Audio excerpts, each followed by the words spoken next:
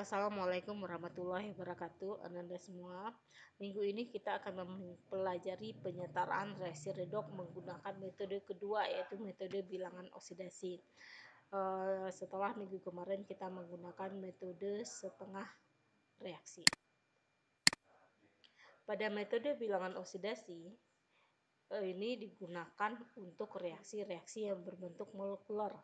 Artinya tidak ada lagi dalam bentuk ion ya. Kalau dalam bentuk ion kita menggunakan metode ion elektron. Langkah kerja penyetaraan reaksi redoks menggunakan metode ini ada 5 langkah sebagai berikut. Contoh, apabila kita punya reaksi seperti ini, K2Cr2O7, kalium dikromat, direaksikan dengan asam HCl menghasilkan KCl, tambah CrCl3, tambah gas Cl2 dan H2. Langkah pertama, kita harus menentukan dulu perubahan bilangan oksidasi atau kita menentukan unsur yang mengalami perubahan bilok. Nah, kalau kita perhatikan di sini, K2Cr2O7, K itu bilangan oksidasinya plus 1, sedangkan O min 2, sehingga kita bisa dapatkan Cr-nya nanti plus 6.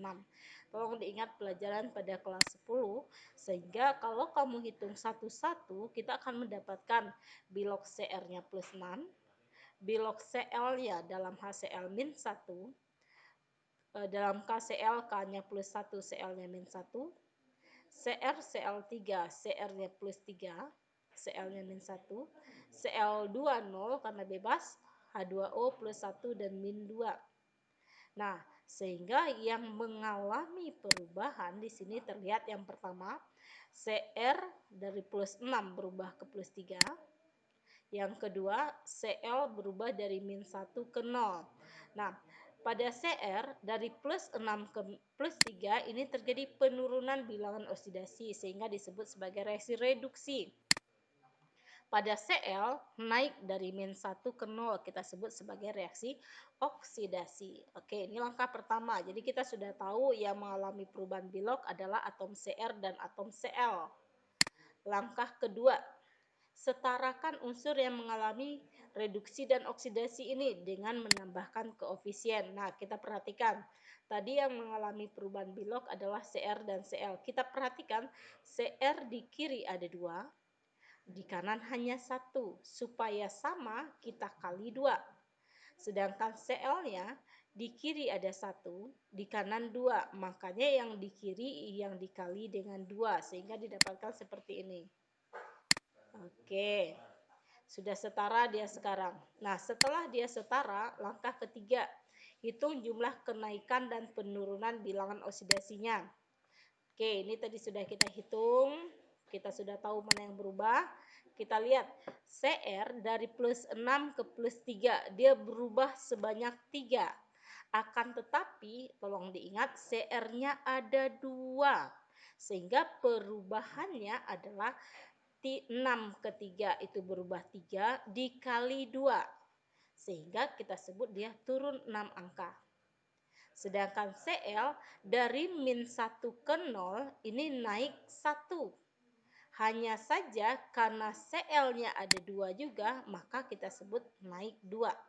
Jadi perubahan bilangan oksidasi itu dikalikan dengan jumlah atomnya setelah disetarakan.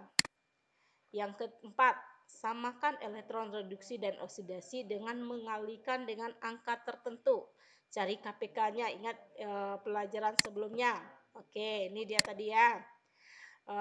Oke, tadi sudah dilihat di atas kalau Cr-nya mengalami penurunan 6 angka, Cl-nya mengalami kenaikan 2 angka.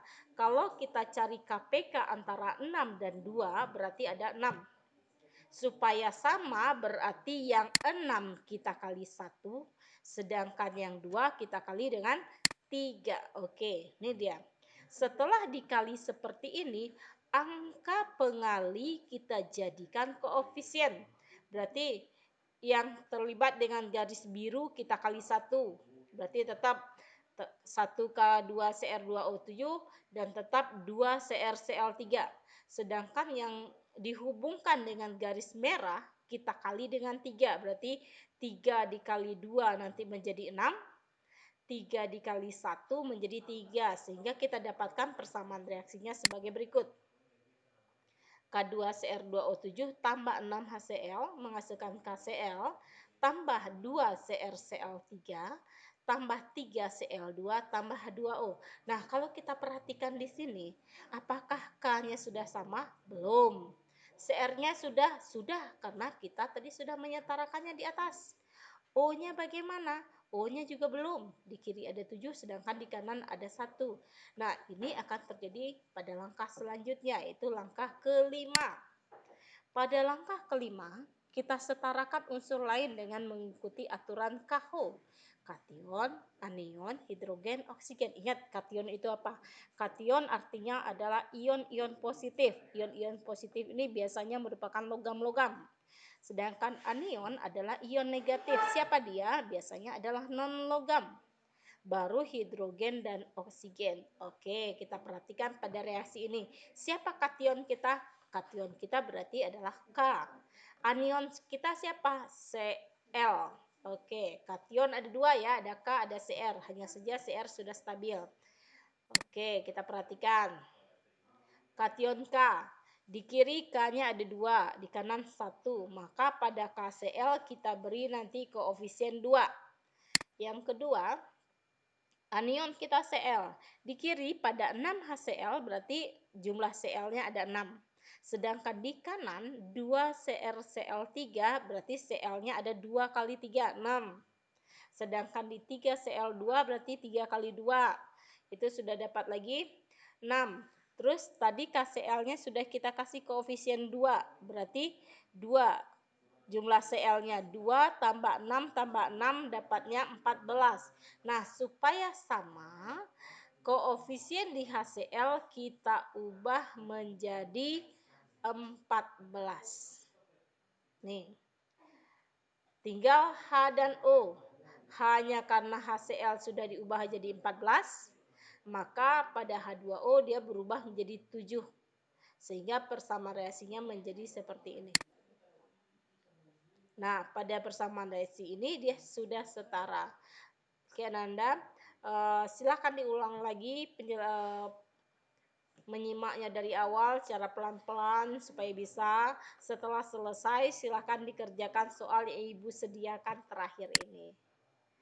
Oke, sekian untuk pelajaran minggu ini. Assalamualaikum warahmatullahi wabarakatuh.